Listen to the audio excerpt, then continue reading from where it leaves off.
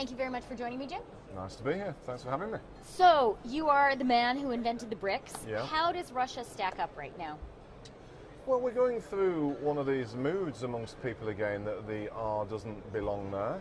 But in a cyclical sense, I don't really understand why people are doing that, because Russia's the only one of the four that's positively surprised this year. People have been revising up their Russian GDP forecast, whereas all the others down.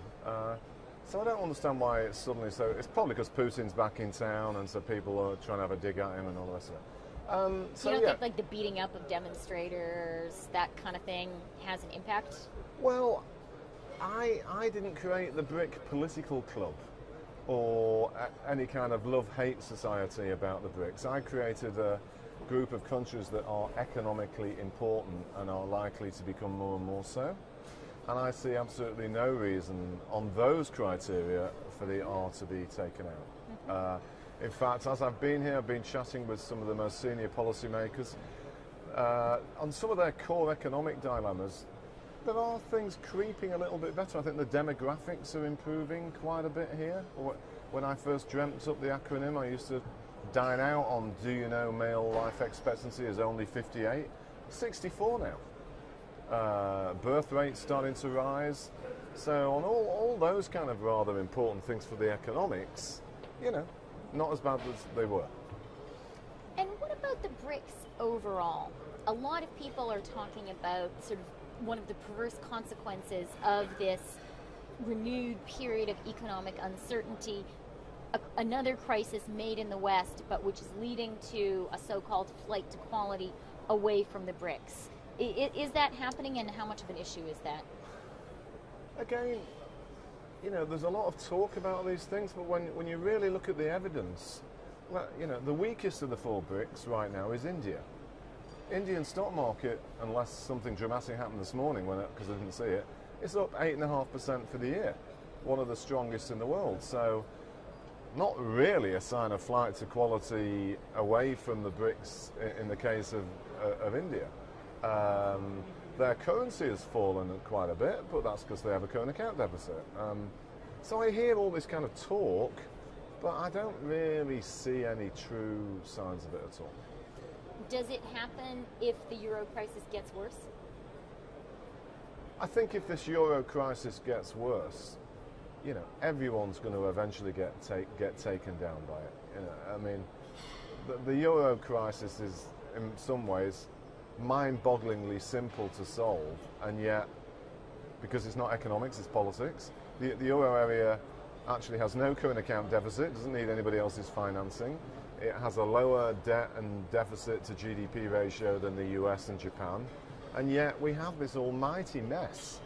And you know, you could solve it this weekend if Angela Merkel and her colleagues stood there together with the rest of the euro area.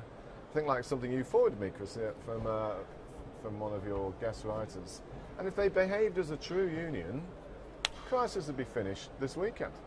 Okay, I'd like to ask you to elaborate on this point, Jim. So, your point about the actually fundamentally sound economics of the Eurozone, and that this is really purely a political crisis.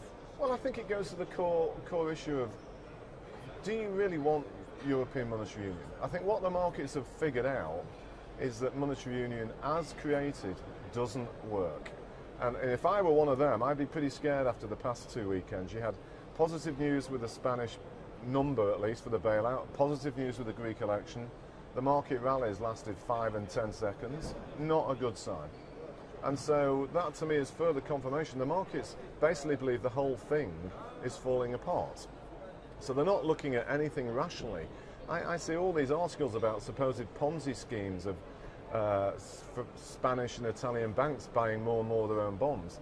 That's what banks do in a banking system. The Japanese banks are doing that. Guess what? Their bond yields are less than 1%. Every US bank has been doing that for the past 4 years. The UK banks are smothered in UK bonds. How come it's not a problem in any of those places? Is it just a matter of time? Or probably more likely, is it a fact actually it's not the issue? The issue is, if you want EMU to exist, you've got to have a full-blown banking union across the euro area.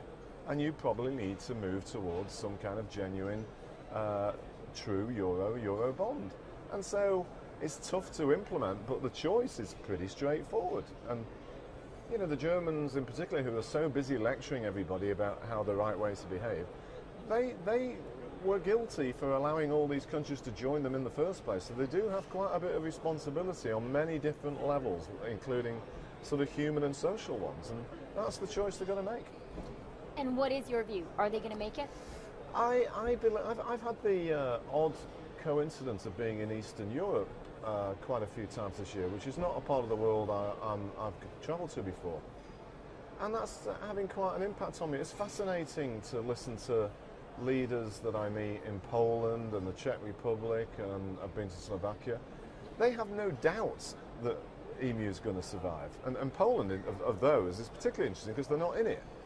And they are the one large populated economy in the world that hasn't been in a recession either, by the way, the past 4 years.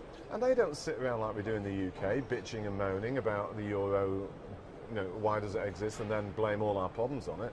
They're like, well, yeah, it's a bit of a problem, and we're glad we're not in it. But 5 years' time, we will probably be in a stronger European Union, which is so interesting to hear. And that adds to my underlying suspicion that the Germans have a pretty clear path, and always have done, of what they think EMU should ultimately be.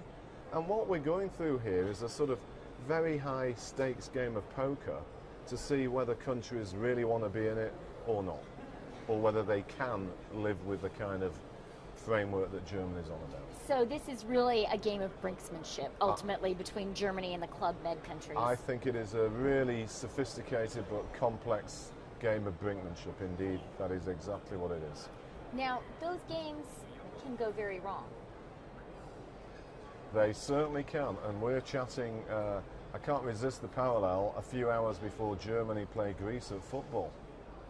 And it will be interesting to see the mood of that match, because in some ways the underlying parallel, after all, we are talking about Europe's most popular, at least male participation sport. So, you know, this is something that affects a lot of people. So it's a bit of a test case, really. Maybe Germany should do the decent thing and let the Greeks win.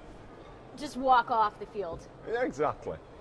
Last question, Jim. What's your view on the U.S. economy? I have been strongly in the camp for the past year, until a few weeks ago, that the US is on the way back better than people think. Unfortunately, there's something called reality that's got in the way, and the past few weeks the data's been pretty disappointing, so I've had to adjust my views a little bit.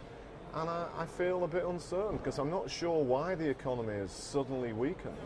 Maybe the US is a bit more vulnerable to external shocks than it used to be, because I don't think there's been anything particularly adverse going on domestically. In fact, with oil prices dropping, should have helped. And yet the evidence is quite broad and worryingly getting stronger. So maybe we are struggling with the consequences of post-leverage life, and the US has indeed got a lot of ongoing struggles to keep growth in positive territory. I don't like to feel like this, because there are clearly some big picture positives going on. The natural gas thing, I think, is a fantastic development for the US, and I think the housing market is trying to turn. And so those two things structurally would appear to be really good for the US. And so when I think, well, what is it that's really wrong on top of what one might think in the past? I guess it's the same thing as we talk about in Europe: fiscal issues and, you know, this dreaded cliff, and the seeming inability of the American people to actually allow politicians to come up with a solution to some of these things. And that's I don't know how the US is going to deal with it, but that's a big problem that's lurking. Okay, well, thank you very much for that tour of the world economy. Always nice talking to you, Jim. Thanks for having me on. Nice to see you. Normal trade relationships have to be established with Russia. If that doesn't happen in the US, something very crazy could occur, and something very crazy basically meaning that Russia becomes an open market, a level playing field, and the US companies are basically excluded from that.